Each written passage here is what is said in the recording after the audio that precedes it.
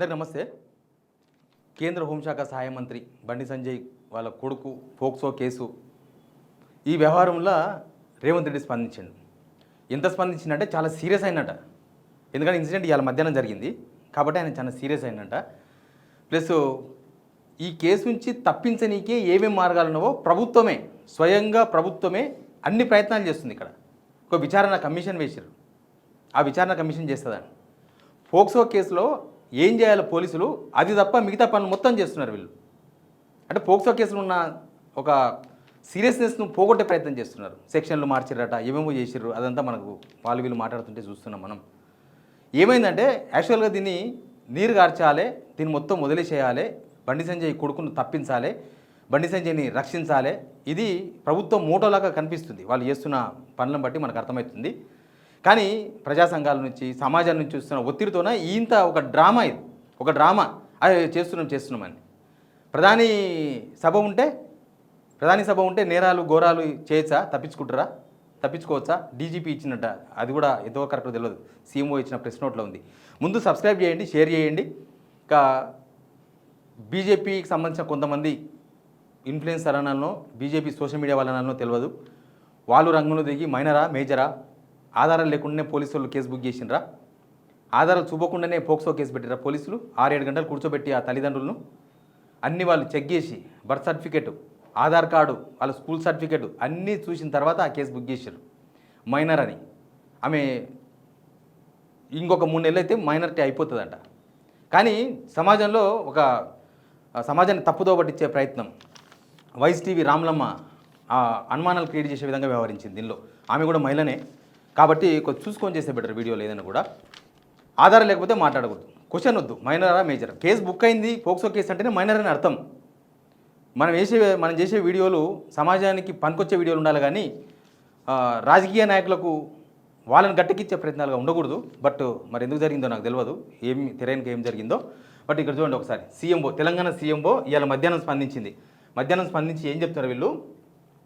పేట్ Bashirabad police స్టేషన్లో బండి భగీరథపై నమోదైన కేసుకు సంబంధించి సమగ్ర విచారణ కోసం ప్రత్యేక టీంలను ఏర్పాటు చేయాలని ముఖ్యమంత్రి శ్రీ రేవంత్ రెడ్డి గారు రాష్ట్ర డీజీపీ సివి ఆనంద్ గారిని ఆదేశించారు.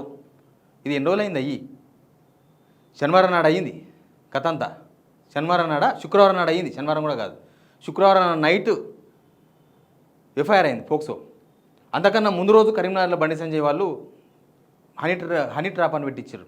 ఒక మైనర్ గర్ల్ ఎట్లా పెట్టిండ్రు అనేది తర్వాత చెప్దాం. కేసు వివరాలను ముఖ్యమంత్రి గారికి డీజీపీ గారు వివరించారు. ఇప్పటిదాకా తెలియదు ఆయన ఇండియాలో లేడా, తెలంగాణలో లేడా రేవంత్ రెడ్డి గారు.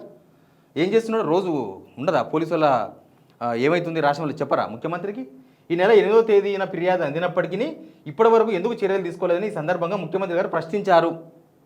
ఆయన హోంశాఖ ఆయన చేతుల్లోనే ఉంది కదా, ఆయన అంత ముందుగా మాట్లాడు కదా. ముఖ్యమంత్రి తలుచుకుంటే మైనర్ రేప్ విషయంలో ఎంత సీరియస్గా చర్యలు తీసుకోవచ్చో ప్రతిపక్షం ఉన్నప్పుడు మాట్లాడిన వీడియోలు చూసినాం కదా మనం. ఆయన ఎందుకు తీసుకోలేదో ప్రశ్నించారంట. ఎట్లా ఉంది చూడు కథ. ఇప్పుడా ప్రశ్నించాల్సింది? దొంగలు పడి 6 నెలలకు ప్రశ్నించాల్సింది. తర్వాత ప్రధానమంత్రి గారు హైదరాబాద్ పర్యటన నేపథ్యంలో పోలీస్ సిబ్బంది భద్రతా ఏర్పాట్ల నిమగ్నమై ఉన్నారని డీజీపీ గారు వివరించారు. ఇది ఇంకా మరింత బాధ్యతారాహిత్యం. అంటే మోడీ గారు వస్తున్నారు కాబట్టి ఒక 2 రోజుల్లో రాష్ట్రంలో ఏమైనా నేరాలు చేసుకోవచ్చు, ఘోరాలు చేసుకోవచ్చా? ఆ రోజు ఏదో డెకాయిట్ జరిగితే వదిలేస్తారా? ప్రధానమంత్రి పోయిందాకా మనం ఏం చర్యలు తీసుకోవద్దని. మామూలుగా జర్నలిస్టులకి అర్జున్లే మనం ఒక ఐఏఎస్ విషయంలో ఎన్టీవీ జర్నలిస్ట్ అరెస్ట్ చేసినారు, లుకౌట్ నోటీసులు ఇచ్చారు. మాలాంటి సోషల్ మీడియాలో ప్రశ్నించే వాళ్ళ మీద లుకౌట్ నోటీసులు ఇస్తున్నారు చిన్న కేసు అయితే. మరి బండి సంజయ్ కుమారుడి విషయంలో ఎందుకు లుకౌట్ నోటీస్ ఇవ్వలేదు? ఆయన తప్పించుకునే విధంగా ఎవరు సహకరించారు? ఆయన ఇప్పుడు లేడని చెప్తున్నారు పోలీసులు. ఎక్కడ పోయిండు ఆయన? వాళ్ళ తండ్రి ఇక్కడనే ఉన్నాడు కదా. తర్వాత తక్షణమే విచారణ ముమ్మరం చేయాలని, సమగ్ర విచారణ కోసం ప్రత్యేక టీంలు ఏర్పాటు చేయాలని ముఖ్యమంత్రి ఆదేశాలు జారీ చేశారు. అది ఒక డ్రామాలాగా కనిపిస్తుంది తప్ప ఏమైనా సీరియస్నెస్ ఉందా దానిలో? తర్వాత బండి సంజయ్ కొడుకు భగీరథ్ పోక్సో కేసు వ్యవహారంలో కూకట్పల్లి డీసీపీ రితిరాజ్ నేతృత్వంలో ప్రత్యేక దర్యాప్తు బృందాన్ని ఏర్పాటు చేసిన తెలంగాణ ప్రభుత్వం. మొత్తం ప్రెషర్ అయిన తర్వాత రాజకీయ పార్టీలు, తర్వాత తెలంగాణ సమాజం మేలు కోరుకునే వాళ్ళు, తర్వాత ప్రజా సంఘాలు వీళ్ళు రెస్పాండ్ అయితే గవర్నమెంట్ ప్రెషర్ అయ్యి లాస్ట్కి ఇక్కడ దాకా వచ్చింది. అసలు దీనిలో పోక్సో కేసులో ముందు అరెస్ట్ చేయాలి కదా. ముందు బాధితురాలను మేజిస్ట్రేట్ ముందు తీసుకుపోయి సెక్షన్ 164 ప్రకారం ముందు వాంగ్మూలం రికార్డ్ చేయాలి కదా. పోలీసులు ఇప్పటి వరకు ఒక్క స్టెప్ కూడా ముందుకేయలేదు, ఒక్క స్టెప్ కూడా. ఆమె చాలా పెద్ద కంప్లైంట్. అసలు ఏ రోజు ఏం జరిగింది, ఏ రిసార్ట్స్లో ఏం జరిగింది, ఏ హోటల్లో ఏం జరిగింది, పోలీసులు ఎంక్వైరీ చేసిండ్రా, తెచ్చిర్రా? సీసీటీవీ ఫుటేజ్లో ఏమన్నా పట్టుకొచ్చిర్రా? ఎక్కడుంది ఎంక్వైరీ? లేదు. అంతా ఒకవేళ ప్రధానమంత్రి మళ్ళీ రేపు వస్తారంటే ఈ కేసును వదిలేస్తారా? దేశం ఎక్కడన్నా పోనీ, రాష్ట్రం ఎక్కడన్నా పోయినా? రాష్ట్ర హోంమంత్రి నిర్లక్ష్యం ఇది. పోలీసు వాళ్ళకు ఫ్రీ హ్యాండ్ ఇస్తే వాళ్ళ పని వాళ్ళు చేస్తారు. పోలీసు వాళ్ళ మీద పొలిటికల్ ప్రెషర్ ఉంది పోలీసు వాళ్ళ మీద, అందుకే వాళ్ళు వాళ్ళ పని వాళ్ళు చేయలేకపోతున్నారు. ఆ రోజు అక్కడ పేట్ బషీరాబాద్ పోలీస్ స్టేషన్లో వాళ్ళ తల్లిదండ్రులను అర్ధరాత్రిగా కూర్చోబెట్టింది కూడా పొలిటికల్ ప్రెషరే, నో డౌట్ దానిలో. ఎందుకంటే మనకు జరుగుతున్న పరిణామాలను చూస్తే అర్థమవుతుంది కదా. ఇప్పుడు కరీంనగర్లో బండి సంజయ్ గారు హనీ ట్రాప్ కేసు పెట్టించారు. 17 ఏళ్ళ అమ్మాయి, 17 సంవత్సరాలు, 18 దాటితే మనకు మేజర్ వస్తారు.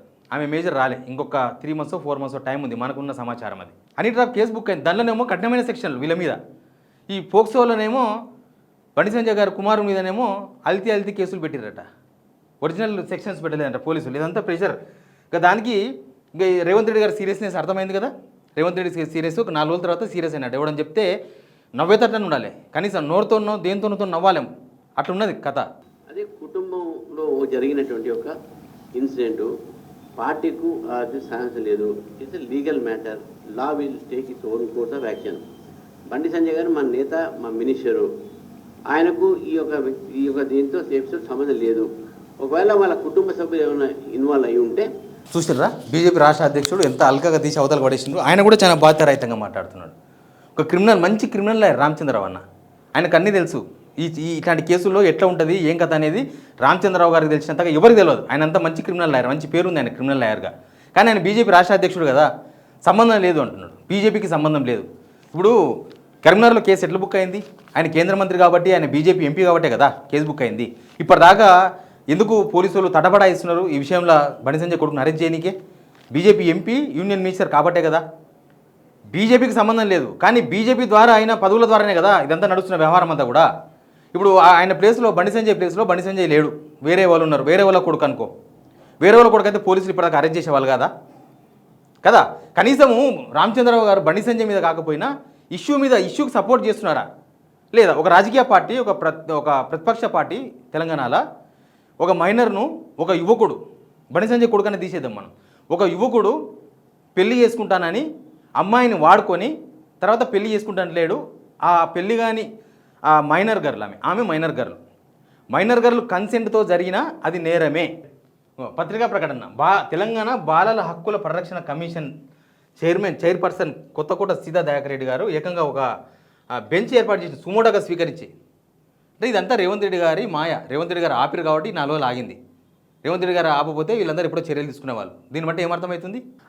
ఆయన కొడుకని కాదు, మామూలుగానే ఆయన ఎవరు ఇట్లాంటి తప్పిదం చేసినా, ఎవరు ఇట్లాంటి ఘోరం చేసినా ఆయన రెస్పాన్సిబిలిటీ ఏంది? ఆయన రెస్పాన్సిబిలిటీ నేరగాన్ని రక్షించడమా, లేకపోతే నేరగాన్ని పట్టుకోమని పోలీసులను ఆదేశించడమా? కానీ ఇక్కడ ఏం జరుగుతుంది? ఆయన కొడుకు కాబట్టి ఆయన ఇంకా తప్పించుకునే ప్రయత్నాలు, ఇంకా ఎక్కడ ఏం దొరుకుతుంది, ఎట్లా తప్పించుకుందామనే ప్రయత్నాలు చేస్తున్నాడు. కానీ కనిపిస్తుంది కదా, పేపర్లో వార్త రాకుండా చేయడం కానీ, టీవీల్లో వార్త రాకుండా చేయడం కానీ, ఇవన్నీ దేనికి సంకేతం? ఒకరోజు ముందే కరీంనగర్లో హనీ ట్రాప్ కేసు బుక్ చేసిర్రు అంటే దాని అర్థం ఏంది? హనీ ట్రాప్ కేసు చేయడానికే వాళ్ళేం రోడ్ల మీద కూడా లేరు. వాళ్ళు వీళ్ళకన్నా వెల్ సెటిల్డ్, వీళ్ళకన్నా బాగా డబ్బులున్నోళ్ళు, సేమ్ క్యాస్ట్. పొన్నం ప్రభాకర్ గారు మినిస్టర్, ఆయన స్పందించిండు, ఆయన ఒక సూచన చేసిండు. చూడండి, కుల సంఘానికి సంబంధించిన ప్రతినిధులు ఏదో ప్రభుత్వాన్ని కొంత వ్యక్తులను బదనాం చేసే ప్రయత్నం చేస్తారు. వీళ్ళు ఎవరు కూడా కులాల ప్రస్తావన, బీసీలు, ఎస్సీ, ఎస్టీల ప్రస్తావన లేదు. అమ్మాయి కూడా సేమ్ ఆ కులానికి సంబంధించిన అమ్మాయి కాబట్టి ఇక్కడ ఎవరు కూడా రాజకీయం చేసే ఆలోచన లేరు. అయితే పెద్ద మనుషులు, కుల పెద్ద మనుషులుగా ఇష్యూను పంచాయతీ చేసి పెళ్లి చేస్తారా, పంచాయతీ చేస్తారా, ఏం చేస్తారో మీ ఇష్టం. అండర్ ఏజ్ ఉన్నప్పుడు దానికి ఉన్న చట్టం ఉన్నటువంటి నిబంధనలు ఏం చేస్తారో మీ ఇష్టం. కానీ పొన్నం ప్రభాకర్ గారు మంచి సూచన చేశారు. కాంగ్రెస్ మినిస్టరే గాంధీ భవన్లో కూర్చొని మాట్లాడాడు. అంటే రేవంత్ రెడ్డికి ఇన్ఫర్మేషన్ లేదా? రేవంత్ రెడ్డి గారికి ఈరోజు డీజీపీ పోయి చెప్తే తప్ప తెలియదు ఆ విషయం. ఆయన మంచి సూచన చేసిండు. కుల పెద్దలు నిన్న మాట్లాడారు కదా, అది కాదు, వీలైతే మీకు సేమ్ క్యాస్ట్ కాబట్టి కూర్చోబెట్టి మాట్లాడి పెళ్లి చేయండి అని చెప్పిండు. ఆయన మంచి సూచన చేసిండు పొన్నం ప్రభాకర్ గారు. ఇట్లా అన్ని కేసుల్లో, ఇట్లా పోక్సో కేసులు అన్నింటి మీద విచారణ జరిపిస్తారా ప్రభుత్వం? హోంమంత్రి రేవంత్ రెడ్డి విచారణ ఆయనకి ఒక డీసీపీని పెట్టి విచారణ చేపిస్తారా, లేకపోతే ఇమీడియట్గా పట్టుకొచ్చి లోపలేసి తర్వాత విచారణ చేస్తారా? ఇక్కడ ఏం జరుగుతుంది? ఆయన విచారణ కమిషన్ వేసినట్టు దానికి అర్థమైంది, ఇది డిలే ప్రాసెస్. అంటే ఎంతసేపటికి వాళ్ళ కొడుకును తప్పించాలి, బండి సంజయ్ని రక్షించాలి. ఇది రేవంత్ రెడ్డి గారు మోటోలాగా కనిపిస్తుంది. ప్రభుత్వంలో ఒక హోంమంత్రిగా ఉండి బాధ్యుల తరఫున ప్రభుత్వం కొట్టాడాలి తప్ప, ఈ కేసు రేపు కోర్టులో స్టేట్ వర్సెస్ బండి సంజయ్ వాళ్ళ కొడుకుంటుంది. అంటే స్టేట్ ఏం చేయాలి? బాధితుల తరఫున వాదించాలి కోర్టులో. కానీ వీళ్ళు ఏం చేస్తున్నారు, వీళ్ళు ఇక్కడ పక్క నుంచి వస్తున్నారు, ఇక్కడ పక్క నుంచి కాకుండా ఈ కేసుని ఎట్లా నీరుగార్చాలి, కేసుని ఎట్లా తప్పియాలి, ఈ కేసుని ఎట్లా చేయాలి, దీనిలో ఎట్లా రక్షించాలి, వీళ్ళు ఆ దానిలో ఉన్నారు రేవంత్ రెడ్డి గారు. ఇంకా ఇట్లా జరిగిన తర్వాత సామాన్యులకు ఏమి న్యాయం జరుగుతుంది, సామాన్యులకు ఎట్లా మేలు జరుగుతుంది, సామాన్యులు ఎట్లా రెస్పాన్సిబుల్గా ఎట్లా ధైర్యంగా ఉంటారు. గవర్నమెంట్ విక్టిమ్ సైడ్ కాకుండా అక్యూజ్డ్ సైడ్ ఉంటే ఇక విక్టిమ్స్ ఎక్కడ పోతారు, పోలీస్ స్టేషన్ మెట్లు కూడా ఎక్కలేని పరిస్థితి తెలంగాణలో వచ్చేసిందా? పోలీస్ స్టేషన్కి పోతే అవతల పర్సన్ కాంగ్రెస్ పర్సనో లేకపోతే బీజేపీ పర్సనో అయితే అవతలే బలవుతారు. ఇప్పుడు ఎవరైతే రేప్ కాబడ్డారో లేకపోతే ఎవరికైతే దొంగతనం జరిగిందో లేకపోతే ఎవరైతే మర్డర్ అయిందో వాళ్ళే బాధితుల్లాగా, వాళ్ళు బాధితులు కానీ వాళ్ళని టార్గెట్ చేస్తుంది ప్రభుత్వం. ఇక్కడ తెలంగాణ సమాజం ఖచ్చితంగా స్పందించాలి ఈ విషయంలో. తెలంగాణ సమాజం వెంబడి పడితే తప్ప దీనిలో న్యాయం జరగదు. దీనిలో న్యాయం జరగాలంటే తెలంగాణ సమాజం స్పందించాల్సిన అవసరం ఉంది. Please subscribe.